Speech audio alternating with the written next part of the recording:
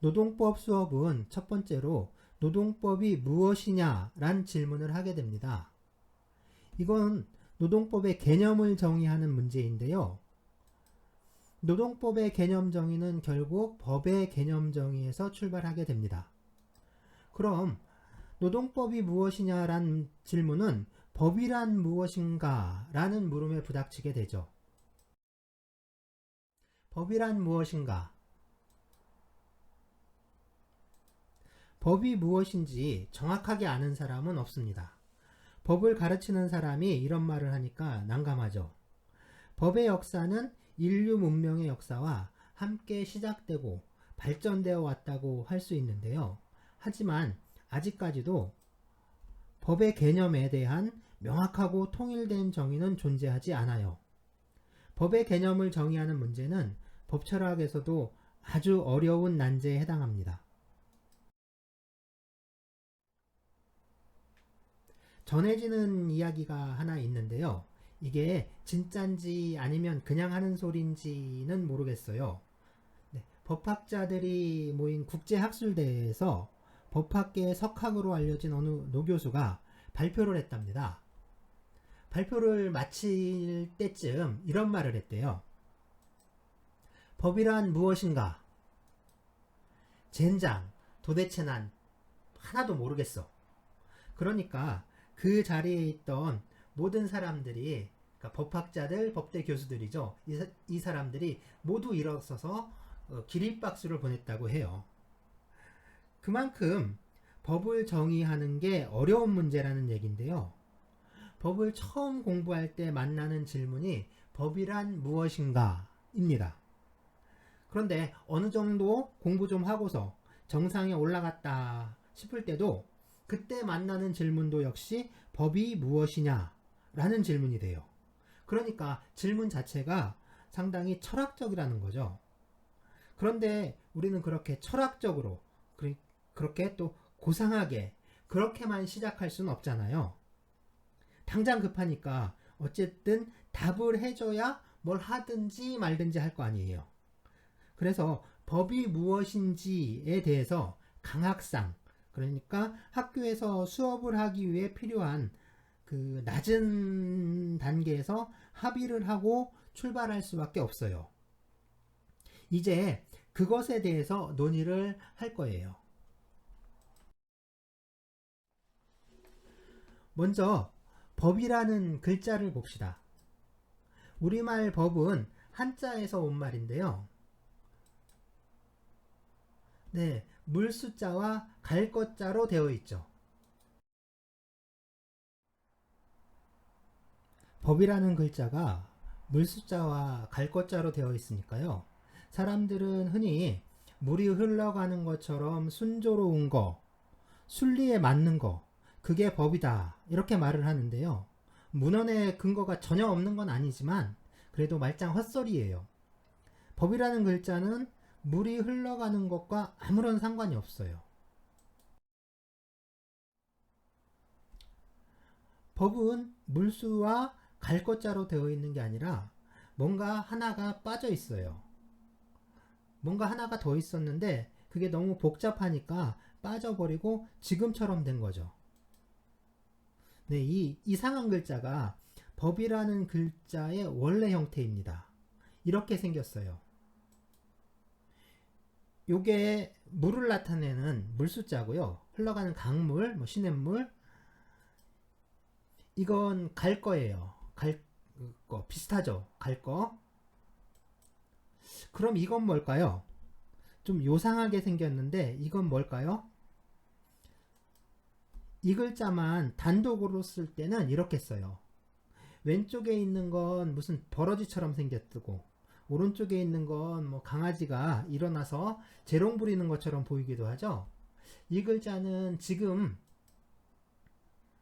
이런 글자가 되는데요. 처음 보시나요?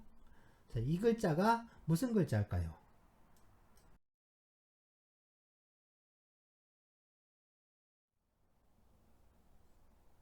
네, 뭔지 아시겠죠? 해태죠. 또 해치라고도 하는데요. 아까 본 글자는 해태치 또는 해태태라는 글자입니다.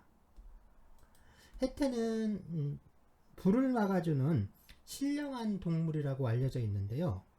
그래서 관악산의 불기운이 세니까 그 궁궐에 불이 일어나는 걸 막으려고 광화문 앞에 해태상을 세워놓았다 하는 이야기가 전해지는데요. 해태가 불을 끄는 건 이 친구 본업이 아니라 부업이에요. 그러니까 아르바이트 하는 거죠. 본업은 따로 있어요. 자, 보시죠. 뭐 양처럼 생겼죠? 이건 그 서초동 대검찰청에 있는 해태상인데요. 옛날 기록에 있는 그대로 만들어 놓은 거라고 합니다.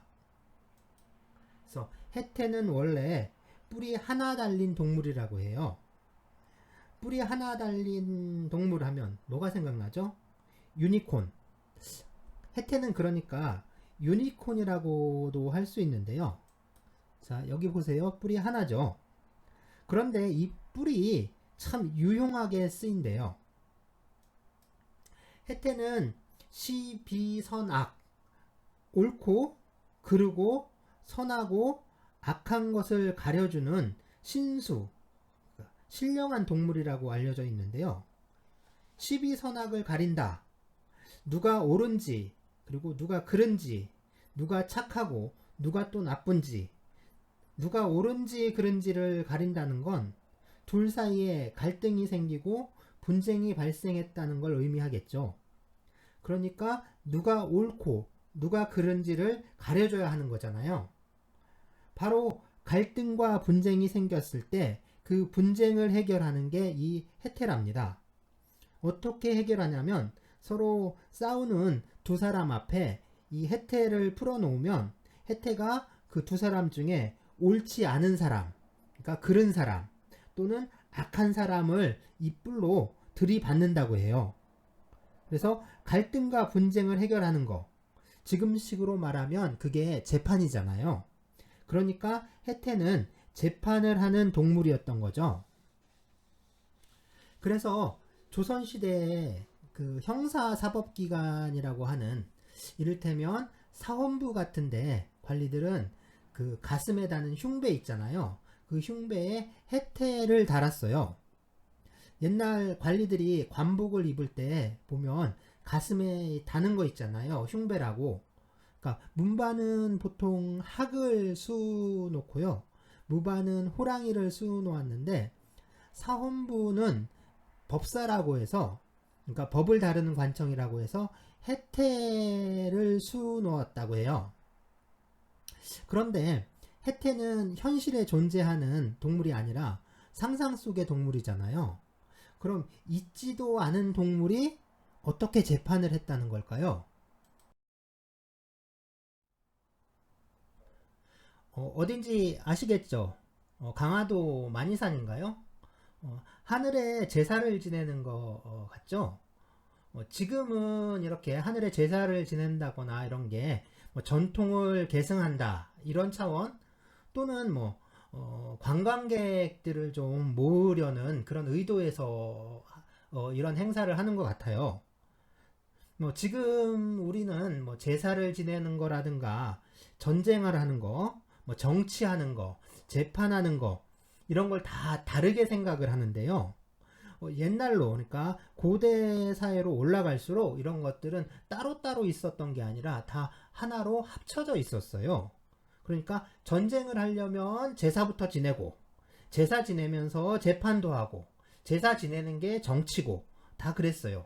그러니까 옛날에는 재판, 형벌, 전쟁, 제사 이런 걸 따로따로 생각을 하지 않았던 거죠. 근데 이건 굿이라는 장면인데 굿. 요즘 사람들은 뭐 굿이라고 하면 뭐 미신이네, 푸닥거리네 이러는데 원래 제사나 굿이나 같은 거예요. 우리가 제사라고 하면 무슨 사대봉사라고 해서 유교식으로 조상에게 제사 지내는 것만 제사라고 생각하는데 그것만 제사는 아니죠. 뭐 하늘 제사라든가 산천 제사, 나라 제사, 무슨 고사 아주 다양했거든요. 그런데 이거 보이죠? 이거 꼭 허수아비 같이 생겼죠? 굿할 때면 이렇게 이제 인형 같은 걸 만들었는데요. 자, 그럼 이건 뭔지 아시겠어요? 요건 토우라는 건데요. 특히 이제 신라 지역에서 토우가 많이 나오는데요. 네, 좀 크게 볼까요? 네, 이런 토우가 있습니다. 남녀 한 쌍의 토우인데 이 토우가 주로 무덤 속에서 많이 발견이 되거든요. 그러니까 진흙으로 만들어서 무덤에다가 같이 묻었던 거죠. 아마 처음에는 토우가 아니라 진짜 사람을 묻었을 거예요. 진짜 사람을 묻다가 이 사람 대신 인형을 만들어서 묻게 된 거죠. 그 중국의 진슈왕 무덤 아시죠? 사람과 똑같이 생긴 인형들이 엄청나게 발굴되고 있잖아요. 이게 그냥 만들어서 바로 묻는 게 아니라 제사를 지내고 묻어요. 그러니까 무덤에 묻으려고 만드는 게 아니라 제사 지낼 때 쓰려고 만들기도 해요. 그런데 아까 재판도 제사를 지내면서 한다고 했잖아요. 그러니까 해태도 이런 토우처럼 만들어서 재판을 하는 거예요. 그럼 재판이 끝나면 해태는 어떻게 할까요? 다음 재판도 있으니까 그때 쓰려고 고이고이 모셔둘까요? 아니에요. 얘네는 일회용이거든요. 재판에 한번 쓰면, 그러니까 나쁜 놈을 한번 들이받았잖아요. 그러니까 나쁜 놈한테서 오염되는 거예요. 그럼 더럽혀졌으니까 다시 쓸 수 없게 되죠. 그래서 재판이 끝나면 다 버리게 돼요. 예전에 보통 재판을 물가에서 많이 했다고 하는데요. 그래서 물가에서 또는 물속에다가 재판이 끝난 그 토우를 버리고 간다. 그러니까 해태상으로 재판을 하고 그 재판이 끝나면 그 해태상을 물가에다 버리고 간다. 뭐 이런 뜻이라고 해요. 그게 합쳐져서 법이라는 글자가 되었다고 하는데요. 물론 이건 하나의 썰입니다. 물론 다른 썰도 있는데요. 이거보다 더 가장 설득력이 있는 건 이 갈 것자가 간다는 뜻만 있는 게 아니라 제거한다. 다시 말해서 죽인다. 이런 뜻이 있거든요. 짐작하셨겠지만 재판에 진 사람, 그러니까 범죄자죠. 이 범죄자를 물속에 빠뜨려 죽인다. 이런 설에서, 그러니까 이런 뜻에서 왔다 하는 설도 있어요. 한번 볼까요?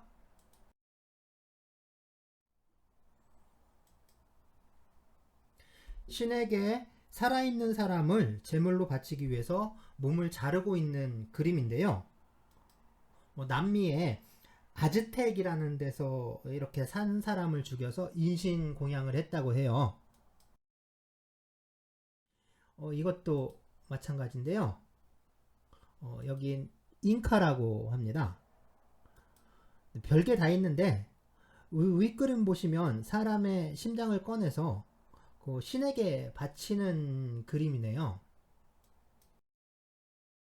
네, 이것도 끔찍하죠? 사람의 두개골을 무슨 꼬치처럼 꽂아서 걸어 놓았는데요. 이게 그 신전의 구조랍니다. 그래서 뒤쪽에 보시면 해골 꼬치들을 걸어 놓고 양 옆에다가 해골로 쌓은 탑을 쌓았다고 해요. 네, 해골탑은 이렇게 쌓았다는데 이게 다 거짓말이다. 원주민 문명을 좀 흠잡으려고 비난하려고 그 정복자들이 꾸며낸 그 거짓말이다라고 하는 말이 많았는데요. 그런데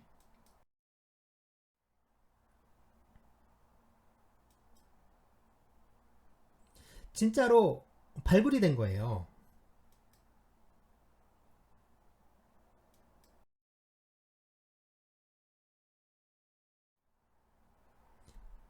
사람이 죽으면 무덤에 이제 다른 사람을 같이 묻었는데요. 잉카 문명에서 순장된 그 아이 미이라라고 합니다. 그러니까 인신공양이 사람의 심장을 꺼내서 신에게 바치고 뭐 해골 꼬치를 만들어서 걸어놓고 이런 것뿐만 아니라 죽은 사람과 같이 산 사람을 생매장하는 것도 있었죠. 밑에 글씨가 좀 잘렸는데요. 효녀 심청이라고 쓰여 있죠. 동양미 300석에 인당수에 몸을 던졌다는 효녀 심청 이야기가 단순한 설화만은 아니죠. 그러니까 우리가 효녀라는 프레임, 다시 말해서 전근대 전통사회에서 충효라는 이데올로기라든가 인륜이니 도덕이니 하는 이런 것들을 걷어내고 순수하고 객관적으로 이야기를 바라보면 엄청 충격적인 진실을 발견할 수 있게 되는데요. 과연 10대 소녀를, 그것도 눈먼 애비 눈을 뜨게 하려고 중국 장사꾼 놈들 그 집에 잘 돌아가서 벌어온 돈으로 잘 처먹고 잘 살려고 이 어린애를 바닷속에 빠져 죽게 하는 게 말이 되는 걸까요? 이게 그냥 이야기일 뿐이라고 생각하시나요? 이건 사람들이 만들어낸 이야기가 아니라 역사책에 나오는 이야기인데요. 그것도 동양에서 역사책의 모범이다, 모델이다라고 불리는 사마천의 사기에 나오는 이야기입니다. 그러니까 전국시대, 우리가 춘추전국이라고 할 때 그 전국시대인데, 그 전국시대의 진나라, 진시황의 진나라가 아니라 그 옆에 있었던, 중원 쪽으로 옆에 있었던 진나라인데, 이 진나라가 그 신하들이 위조한이 이 진나라를 서로 쪼개서 갈라서 먹었어요. 그러니까 진나라가 위나라, 조나라, 한나라로 쪼개진 건데, 보통 이 사건이 일어나면서 전국시대가 시작됐다라고 말을 해요. 그러니까 이때 위나라를 창업한 사람이 위문후인데, 맹자라는 책 있잖아요. 노너맹자 할 때 그 맹자에 그 맨 첫머리에 나오는 게 양해왕인데, 이 양해왕이 누구냐면 이 위나라 문후의 손자예요. 그 양해왕 아버지는 무후인데, 그 위문후, 위무후 이후에 양해왕 때 돼서 그 양해왕이 자기 스스로 왕이라고 칭한 거죠. 그래서 나라 이름이 위나라인데, 그 진나라를 물려받았다고 해서 진나라라고도 불리고요. 또 그 대량이라는 땅에 도읍을 했거든요. 그래서 그 양나라라고도 부르기도 해요. 그래서 그 양해왕이라고 하는 거죠. 어쨌든 위문후가 위나라를 창업했는데, 그 공신 중에 서문표라는 사람이 있어요. 그러니까 위문후가 이 서문표를 업이라는 지역의 유수로 임명을 했는데요. 지금식으로 얘기하면 지방 장관이 된 거죠. 지방 장관이 돼서 그 업이라는 땅에 그 부임을 해서 보니까 어째 영 분위기가 아닌 거예요. 땅도 비옥하고 강물도 풍족하고 농사도 참 잘 될 것 같은데, 그러니까 기후 좋고 농사 잘 되고 그럼 사람들 사는 게 참 좋잖아요. 그런데 사람들 분위기가 냉랭하고 스산하고 그런 게 꼭 공포영화 보는 것 같이 뒷골이 서늘한 그런 느낌 있잖아요. 그래서 이제 아전을 불러가지고 물어본 거죠. 동네가 왜 이러냐, 뭐가 문제냐. 그러니까 아전이, 하백이, 강의 신을 하백이라고 하는데요. 이 하백이 젊은 처녀를 너무 좋아해서 그럽니다, 그러는 거예요. 그러니까 서문표가 그게 뭔 말이야 하니까, 하백이 노하면, 그 하백은 강물의 신이니까요. 이 하백이 노하면 풍랑이 일어나고 물이 넘쳐서 농사고 뭐고 그 강물이 싹 쓸어간다는 거예요. 그래서 해마다 그 하백을 달래려고 제물을 바치고 아름다운 처녀를 뽑아서 하백에게 시집을 보내고 있답니다. 그래서 그게 언제냐, 그러니까 아전이 모월 모일입니다, 이렇게 대답을 하죠. 그러니까 서문표가, 그럼 나도 여기 장관으로 부임을 했으니까 하백에게 인사를 드려야겠다, 그날 되면 자기를 꼭 불러달라, 이렇게 부탁을 했어요.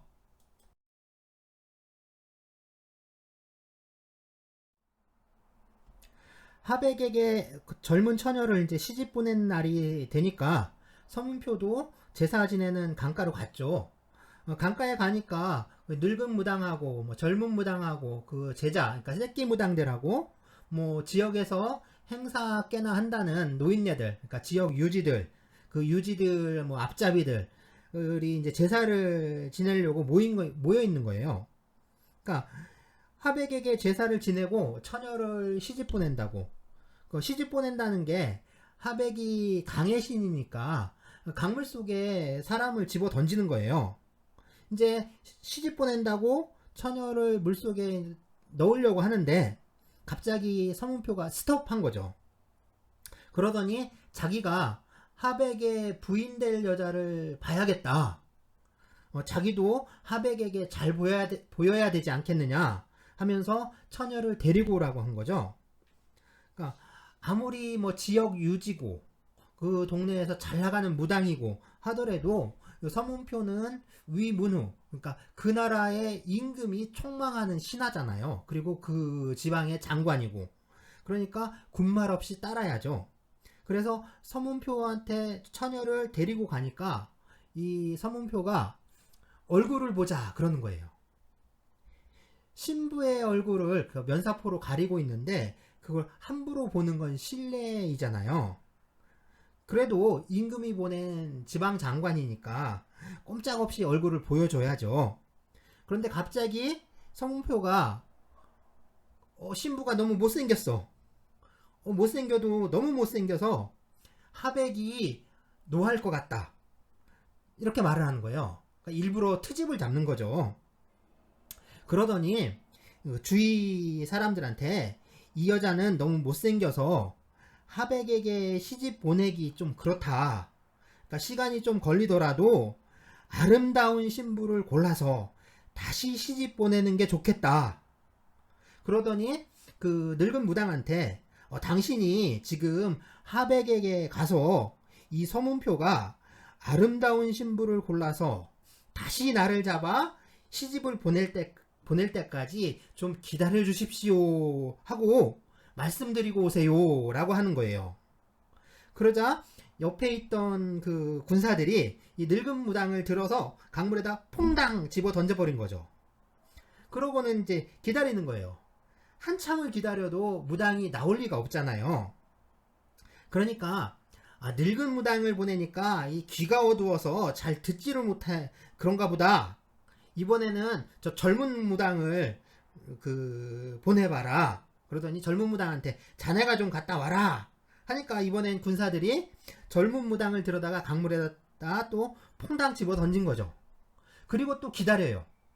기다려도 나오질 않죠. 그러니까 서문표가 에이 여자들 말이라고 하백이 무시하는가 보다 하더니 그 지역 유지라고 하는 그 노인네들 있잖아요. 그 노인네들한테 당신들이 좀 다녀와야겠습니다 한 거예요. 그러니까 군사들이 이번에는 그 지역 노인네 3명을 갖다가 강물에다 다 집어 던졌죠. 뭐 기다린다고 이 사람들이 나올 리가 없잖아요. 그러니까 서문표가 화가 나가지고 한두 명 찔끔찔끔 보내니까 하백이 내 말을 안 믿는가 보다. 이번에는 그 지역 유지들 그 똘마니들 있잖아요. 그 앞잡이 노릇하던 그 사람들하고 그 무당 제자들을 보더니 저 사람들을 그냥 단체로 한꺼번에 다 보내봐라 라고 했대요. 네, 그래서 서문표가 그 하백에게 처녀를 바치는 풍습을 없앴다 하는 사기 열전에 기록되어 있는 이야기인데요.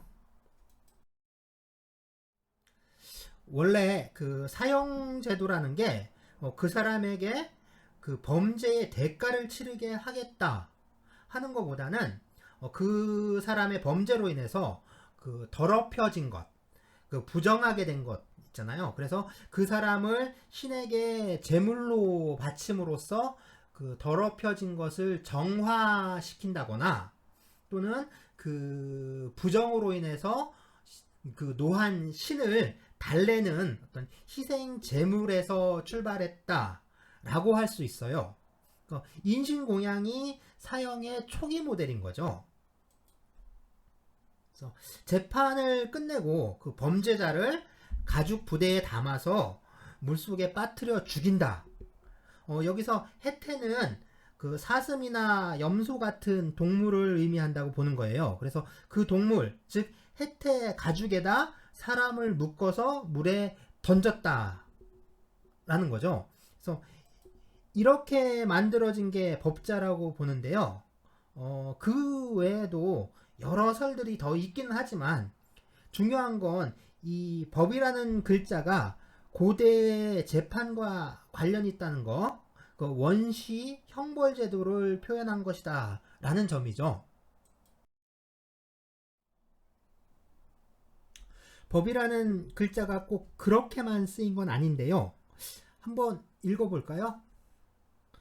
도법자연, 길도, 법법, 스스로자, 그러하련.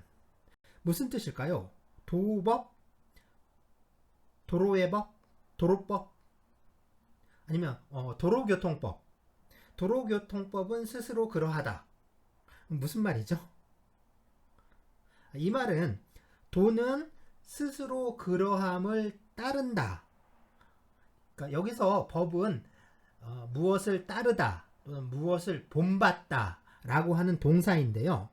같은 의미로 쓰인 게 법고 창신 이런 말이 있어요. 옛 것을 본받아 새로운 것을 창조한다. 이런 뜻이죠. 또 법은 또 이렇게 또 쓰이는데요. 불법승, 불교에서 말하는 삼보, 중생이 돌아가서 의지해야 할 세 가지 보물이죠. 여기서 법은 부처님의 말씀, 다시 말해서 부처님의 가르침을 말하는데요. 법이란 말은 꼭 우리가 생각하는 그 법이라는 개념보다 더 폭넓게 사용됐고요. 마찬가지로 우리가 생각하는 법이라는 게 꼭 법이라는 말로 표현된 것만은 아니에요. 저울이죠. 옛날에는 흔했는데 요즘은 참 보기 힘들어요. 저울추를 사용하는 그러니까 추저울인데 참 저울에는 두 가지 종류가 있거든요. 뭐가 있을까요? 디지털 저울, 그죠? 아날로그 저울이 있다고 대답하는 학생들이 꼭 있어요. 이건 뭔지 아시죠? 천칭 저울이라고 하는데 저울은 무게를 재는 방식에 따라 추저울과 천칭 저울이 있어요.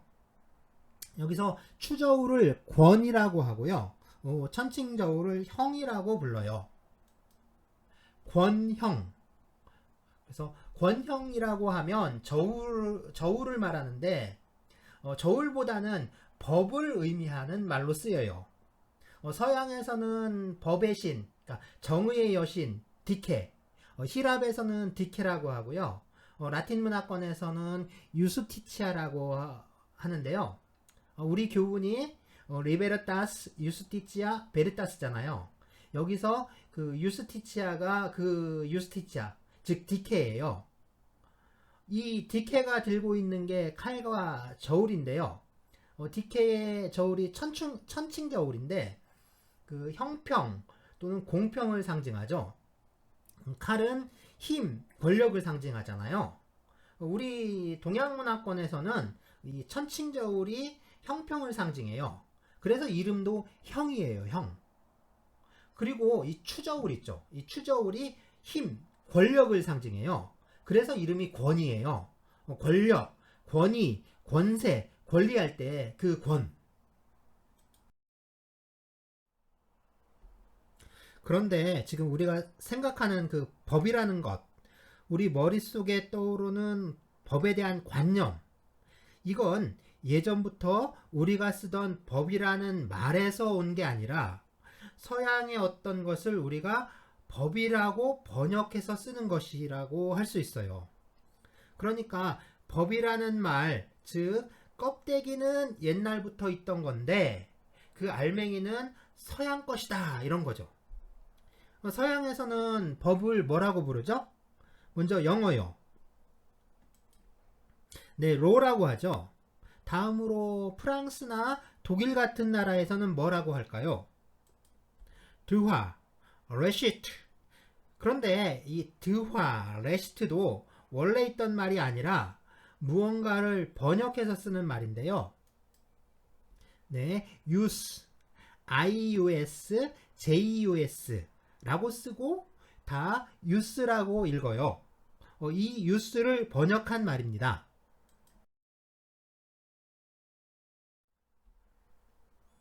여기는 어딜까요? 어딘지 아시겠어요? 이 장면은요, 러셀 크로우가 주연했던 글래디에이터라는 영화인데요. 네, 로마 시대를 배경으로 했죠. 유스라는 말은 지금은 사라진 로마의 언어, 그 라틴어입니다. 라틴어 유스를 프랑스는 드화, 독일은 레슈트, 우리는 법이라고 번역해서 쓰고 있는데요. 여기서 영어의 로는 라틴어 유스를 번역한 게 아니라는 거 주의해야 합니다. 상식적으로도 이건 꼭 기억을 해둬야 돼요. 유스, 도대체 유스가 뭘까요? 유스는 일종의 사회 현상이라고 할 수 있는데요. 우리가 느낄 수 있는 어떤 거죠. 뭔가 실체가 있거나 또는 어떤 사태가 벌어지고 있는 상태인 거예요. 비가 온다거나 눈이 오고 천둥이 치고 바람이 부는 이런 것들, 이거 자연계에서 일어나는 자연현상이죠. 마찬가지로 우리가 사회생활을 하면서 맞부닥치게 되는 것들이 사회현상인데요. 예컨대 중앙은행에서 돈을 마구 찍어내면 어떻게 되죠? 인플레이션이 일어나죠. 또 코로나 바이러스가 전파되는 건 지금 일종의 자연현상인데, 코로나 바이러스 감염을 막기 위해서 사람들이 다들 마스크를 쓴다거나 물이나 비상식량이나 화장지 같은 걸 사재기를 한다거나, 또 지금처럼 오프라인 수업을 모두 온라인으로 돌려서 수업을 한다는 거, 이런 건 다 사회현상에 해당하죠. 뉴스 역시 그런 사회현상의 하나인데요. 이 뉴스라는 사회현상을 분석하는 방법에는 두 가지가 있어요. 미시적 분석과 거시적 분석 방법인데요. 뉴스는 사회현상, 그 중에서도 법현상이라고 할 수 있는데, 개인과 개인의 관계 속에서 분석하는 방법을 미시분석, 그 다음에 전체 사회적인 측면에서 분석하는 것을 거시분석이라고 하는데요. 내가 정한 건 아니고요. 로마 시대에 로마 법학자들이 이렇게 분석을 했다고 해요. 예를 들어서 누군가 다른 사람에게 돈을 빌려 주었다고 합시다. 이것도 역시 일종의 사회 현상인데요. 자연계에서 오리너구리가 펭귄에게 돈을 빌려주는 일은 생길 리 없잖아요. 자, 이렇게 돈을 빌려 주었어요. 그러니까 달짜라고 하고 개똥이라고 합시다. 달짜가 개똥이에게 돈을 빌려 주었어요. 달짜와 개똥이 딱 두 사람만 놓고서 달짜와 개똥이 사이에 무슨 일이 벌어지는가 보는 게 미시분석이에요. 달짜는 돈을 빌려주었으니까 돈을 돌려받을 수 있죠. 그러니까 돈을 돌려달라고 할 수 있는 거죠. 개똥이는 돈을 빌렸으니까 돈을 갚아야겠죠. 그러니까 달짜는 자기가 빌려준 돈을 받을 수 있다. 이게 달짜와 개똥이 사이의 뉴스라는 거예요. 그럼 이 문제를 전 사회적인 시각에서 한번 바라봅시다. 그럼 개똥이처럼 돈을 빌려간 사람은 돈을 갚아야 되는구나.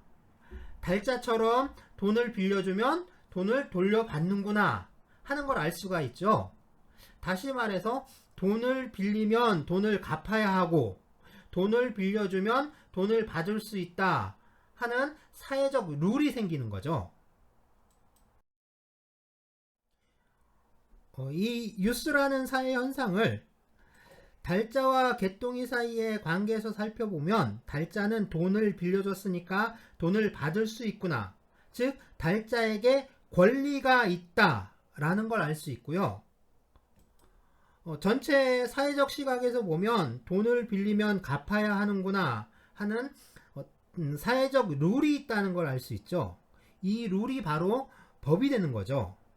달자와 개똥이의 개인적 관계에서 문제를 바라보는 것이 미시분석이라고 했는데, 다른 측면에서 보면 달자 개인을 중심으로 문제를 본 거잖아요.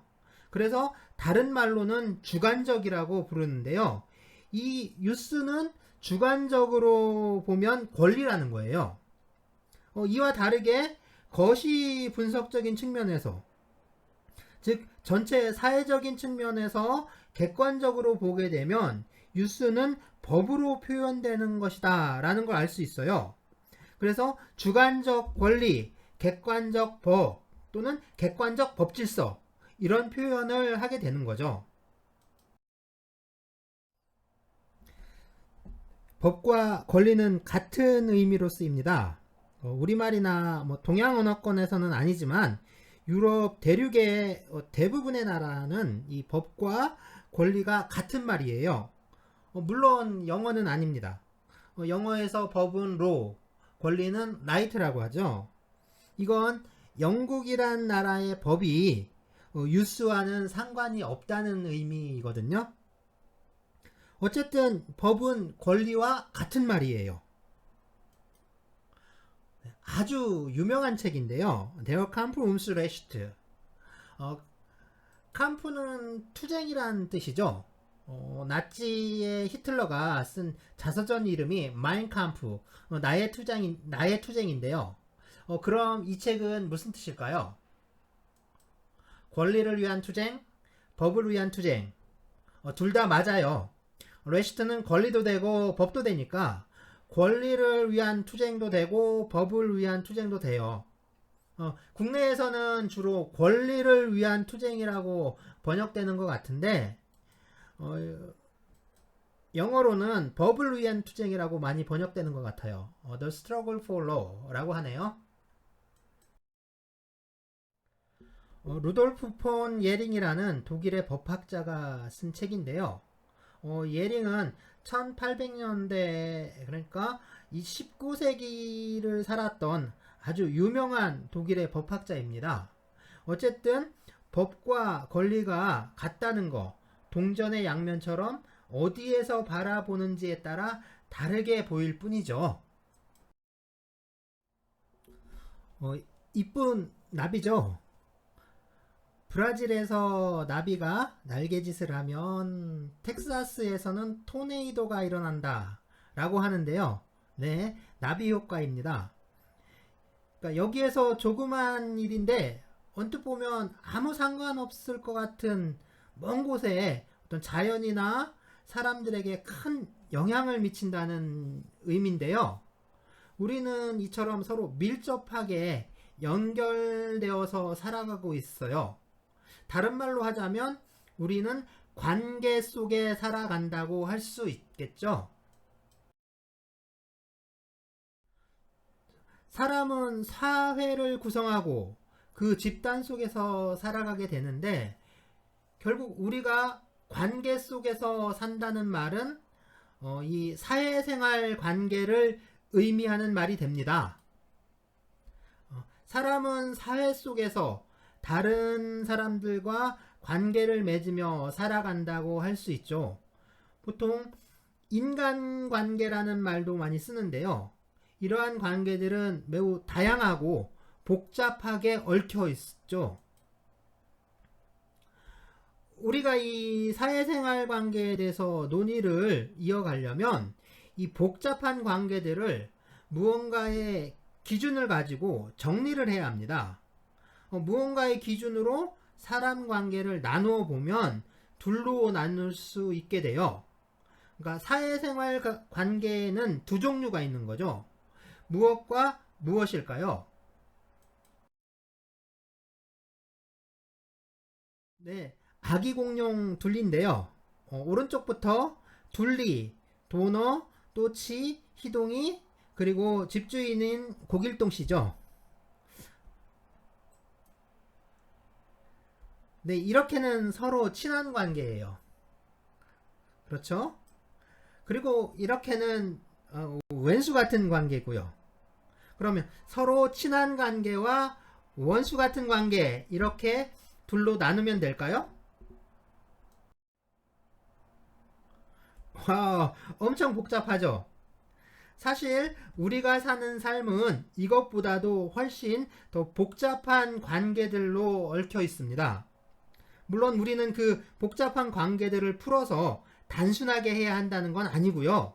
그런 건 거의 불가능하고 바람직한 것도 아니죠.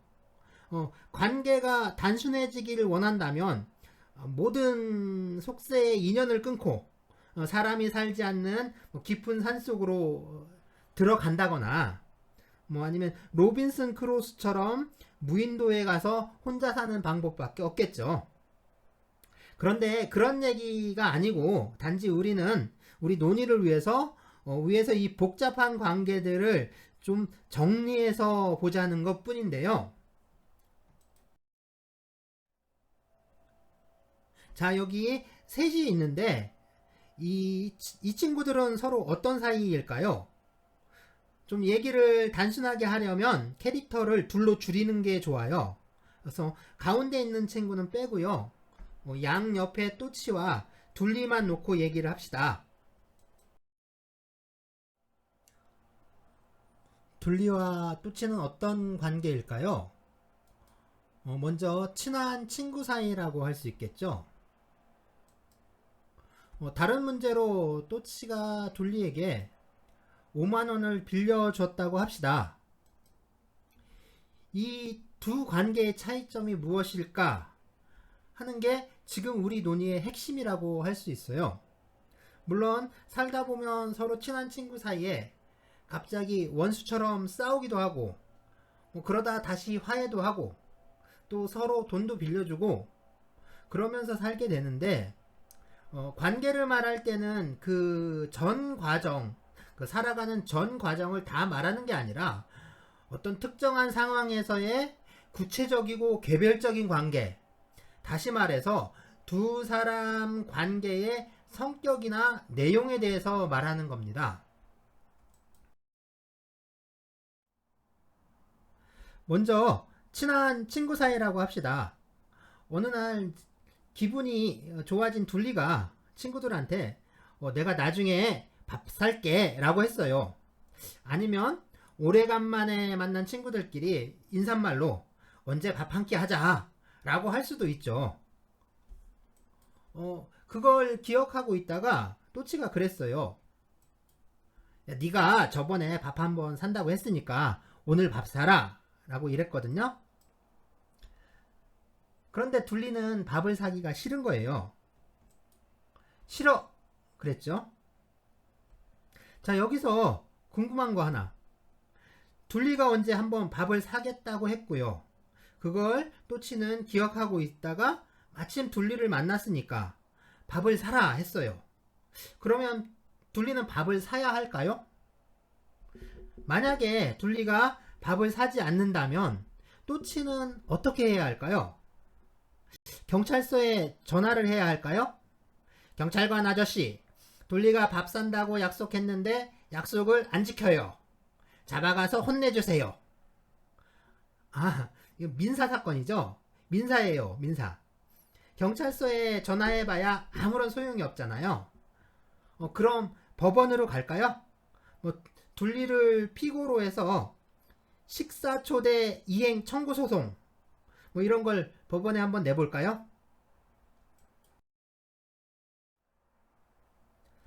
법원에서는 뭐라고 할까요? 아마 판사 앞에 가기도 전에 내쫓기겠죠. 문제가 되는 건 그거예요.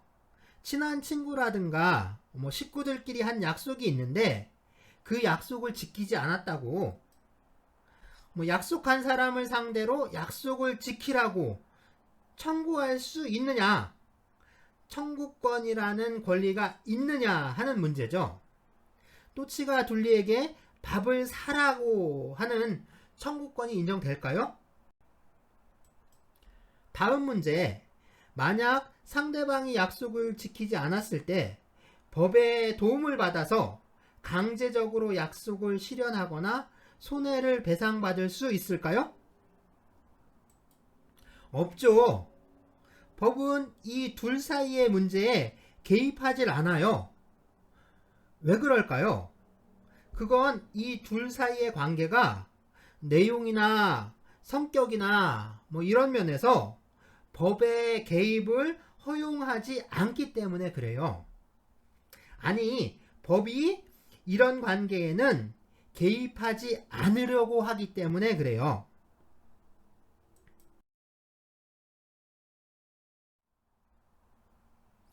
이제 다른 관계를 봅시다. 또치가 둘리에게 돈을 빌려줬어요. 둘리를 만났어요. 그래서 또치가 말하죠. 야, 빌려간 돈 갚아. 둘리는 뭐라고 해야 할까요? 물론 지금 돈이 없으니까 좀 기다려달라거나 뭐 이런 말을 할 수 있겠지만 어쨌든 돈 빌린 걸 인정한다면 순순히 말해야겠죠. 네.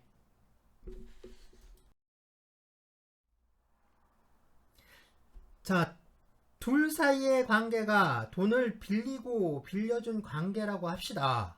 그러면 또치는 돈을 갚아라 라고 할 수 있어요. 그러면 둘리는 돈을 갚아야만 해요. 만약에 둘리가 돈을 갚지 않는다면 또치는 법원에 소송을 제기할 수 있어요. 그리고 둘리의 재산을 압류해서 돈을 받아갈 수 있어요. 이 관계에서는 적극적으로 법이 개입을 한다는 거예요. 무엇이 이렇게 법에 개입을 불러왔을까요? 돈 문제라서요. 문제는 돈을 빌렸느냐 아니냐 하는 건 아니에요.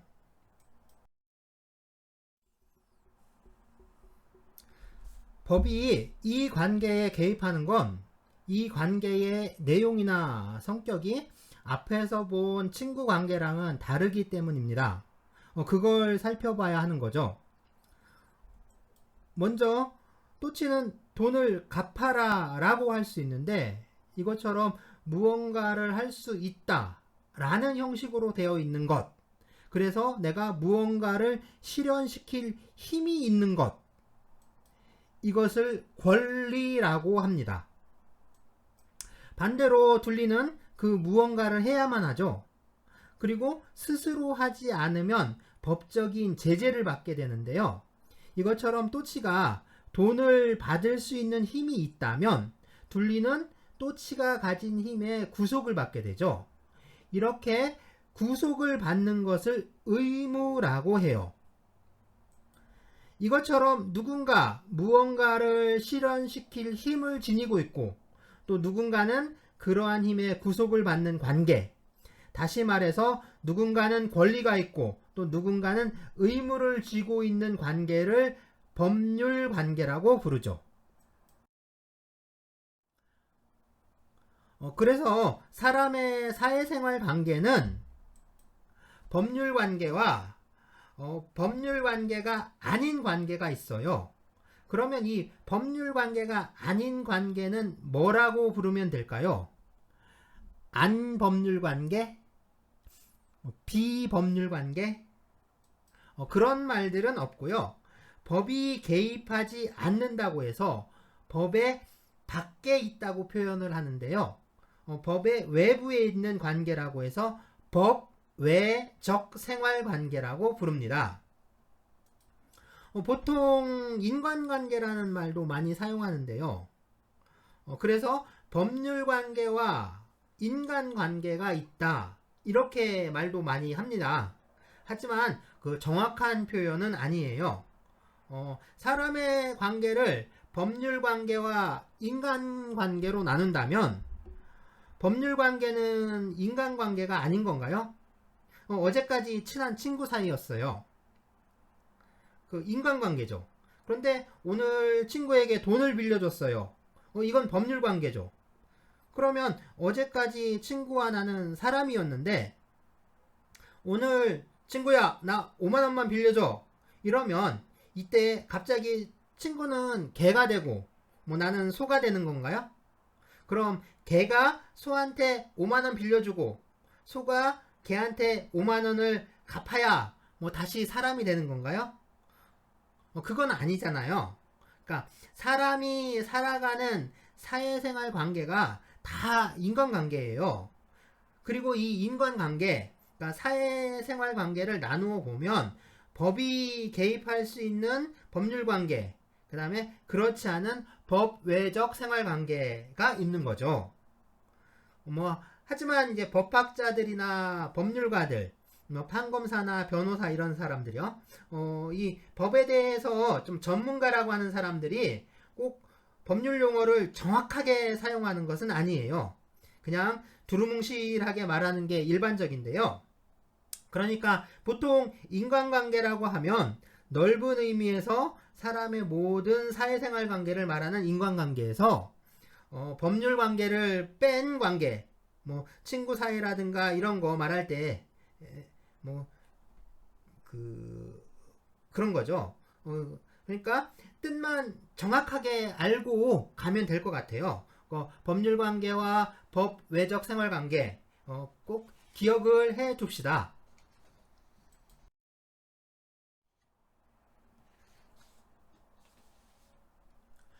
법률 관계는 법에 의해서 규율되는 관계를 말하는데요. 다른 말로 하면 그 관계의 내용이 권리와 의무로 구성되어 있는 관계를 말해요.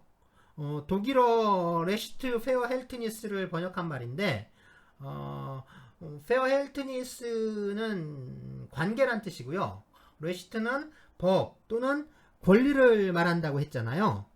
그럼 이 말은 법관계 또는 권리관계라고 번역을 해야겠죠. 그런데 이 관계가 보통 사회 전체적인 것을 가리키는 게 아니라 개인 대 개인의 문제를 말하는 거거든요. 그러니까 권리라고 번역해야 맞는 거죠. 권리관계 또는 권리 의무 관계라고 번역을 해야 하는데 잘못 번역을 해서 법률 관계라고 번역을 한 거예요.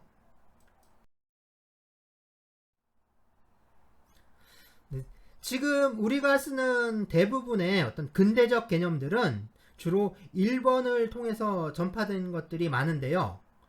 1800년대 후반, 1900년대 초반 요 사이에 일본에서 많이 번역을 하고 그게 우리 동양문화권에 자리를 잡은 거죠. 그런데 당시에 일본인들은 이 법과 법률 또 이제 법과 권리의 그 상관관계를 몰랐거나 제대로 이해를 하질 못했어요. 그러다 보니까 잘못 오역을 하게 되고 그 잘못된 번역이 그냥 굳어져서 지금까지 쓰이게 된 겁니다. 지금 와서는 그러니까 너무 오랫동안 사용을 하다 보니까 그러니까 섣불리 바꾸기 어려운 상태가 되어버린 거죠. 그래서 법률이란 말은 게제츠라고 따로 있어요. 영어로 하면 법은 로고 법률은 액트잖아요. 그러니까 로어 액트는 서로 다른 거죠. 레시트와 게제츠도 서로 다른 거고 라틴어로도 유스와 렉스라고 있는데 역시 서로 다른 개념이거든요.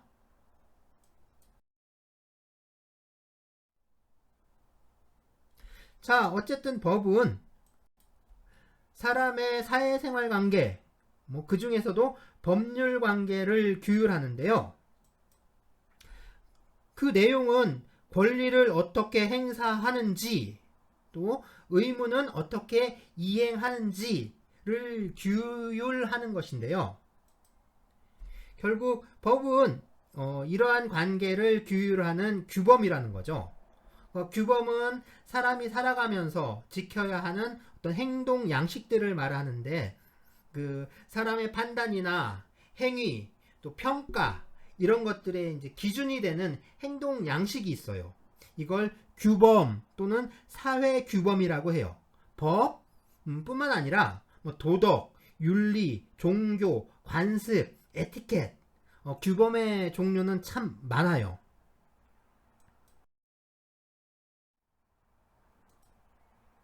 우비 소시에타스 이비유스라는 말이 있는데요.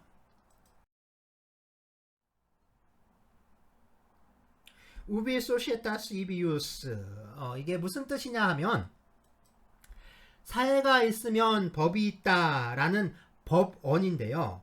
법언은 그 속담이나 격언처럼 짧은 말로 그 법의 원리를 압축한 어떤 법적인 격언을 말해요. 그러니까 사회가 있으면 법이 있다라는 이 말은 법은 사회생활 규범이다라는 뜻이죠. 다시 말해서 법은 사람의 사회생활 관계를 규율한다는 뜻이에요. 그런데 사람의 사회생활 관계라는 게 그 내용이 천차만별이잖아요. 물건을 사고 파는 관계일 수도 있고요. 서로 사랑해서 혼인을 하는 관계, 부모가 자식을 돌보는 관계일 수도 있죠. 회사에 취직해서 일을 하고 돈을 받는 관계도 있고, 큰 회사끼리 어음을 주고받는 관계도 있어요. 때로는 잘못을 저지르고 교도소에 갇히는 관계도 있을 수 있고요.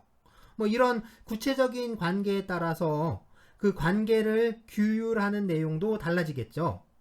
우리 주변에서 우리의 사회생활을 규율하는 수많은 법체계들이 결국은 우리의 사회생활이 무슨 내용이냐에 따라 법도 나누어진다는 거예요.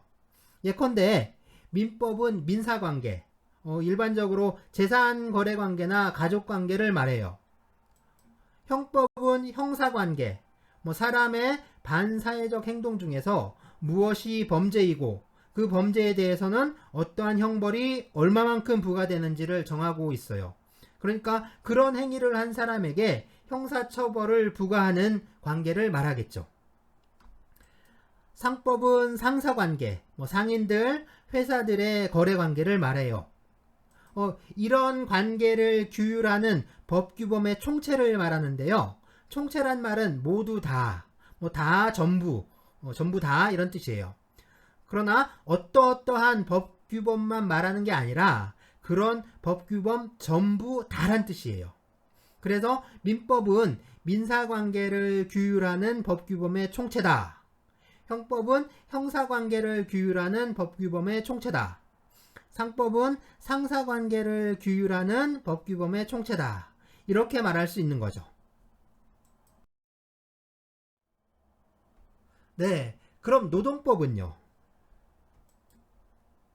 맞아요. 노동법은 노동관계를 규율하는 법규범의 총체를 말해요. 다시 말해서 노동법은 사람의 사회생활 관계 중에서 노동관계를 규율하는 규범이라는 거죠. 다른 말로는 노동관계에서 나타나는 권리와 의무의 문제를 규율하는 거죠. 그럼 이제 노동관계가 무엇인지를 알아봐야겠죠. 노동관계. 네, 다음 주제입니다.